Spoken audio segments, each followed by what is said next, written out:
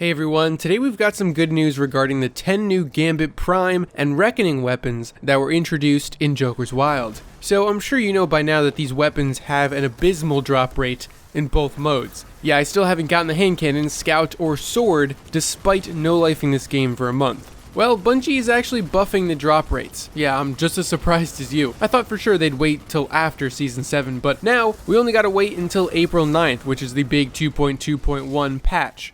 This patch also includes the increased drop rates for the Dreaming City cosmetics, Last Wish cosmetics, 1,000 voices, and a few lore books.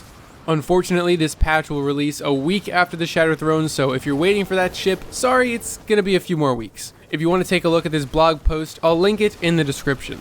So here's what community manager Cosmos said about the new Joker's Wild weapons. We are making the drop rates increase each completion that you don't get a drop until you have a guaranteed chance for a weapon to drop. We will also be adding most of the weapons to the loot pool of Gambit Prime to increase the ways you can earn Season of the Drifter weapons. Most weapons will have a chance to drop at the end of Gambit Prime matches, and the drop chances will also increase each match you don't get a drop. Gnawing Hunger, Just In Case, and Doomsday will remain as exclusive drops in the Reckoning. So if you didn't already know, you can get all of these 10 weapons in the Reckoning, except they're split up into two groups. Weapons that drop from the night bosses, and weapons that drop from Oryx. Each week the bosses rotate, which means the pool of weapons rotates as well.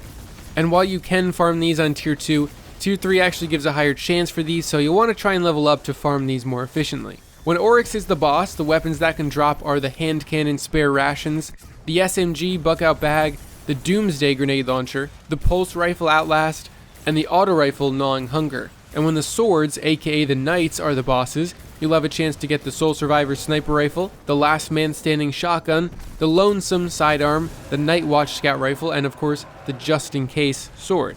So after April 9th, every run you do and don't get a weapon, your chances will increase until you do get it, and then it begins over again. When it comes to Gambit Prime, the same kind of drop protection system will be put in place. But there's also another way to get these weapons that I talked about in a separate video, very early on in the DLC, but since we know more of how it works now, I'll go over it very quickly, just in case any of you are curious. Currently in Gambit Prime, there are a few ways to cause 4 of the weapons to drop. Those are the sniper, the shotgun, the SMG, and the hand cannon.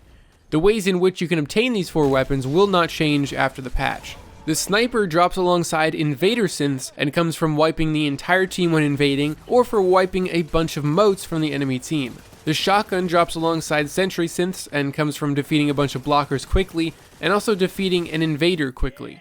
The SMG drops alongside Reaper synths and comes from taking down high value targets and getting the Massacre medal. And finally, the hand cannon drops alongside collector synths and comes from banking 50 motes in one match or spawning a giant 20 mote blocker, which requires most or all of the collector set.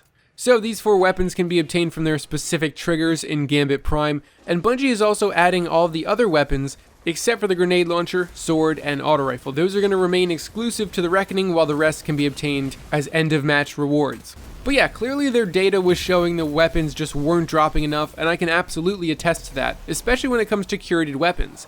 I had literally only gotten my first curated weapon from the new season a week ago, despite playing this game every single day since the DLC came out. That is just kind of crazy.